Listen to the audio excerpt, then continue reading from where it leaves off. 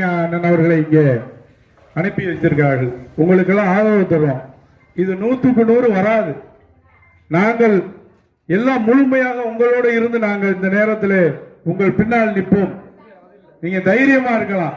இது வராது வராது என்பதை இந்த நேரத்திலே நாங்கள் மிக அழுத்தமாக சொல்ல கடமைப்பட்டிருக்கோம். ஏனென்றால் இது உங்களுக்கு மட்டும் இல்ல, இனி வரக்கூடிய காலத்துல இங்க இருக்கக்கூடிய குழந்தைகள் மற்ற எல்லாரும் இந்த தண்ணி கெட்டு போச்சுன்னா என்ன, அவங்களுடைய வாழ்வாதாரமே பாதிக்கும், விவசாயம் கெட்டு போயிடும்.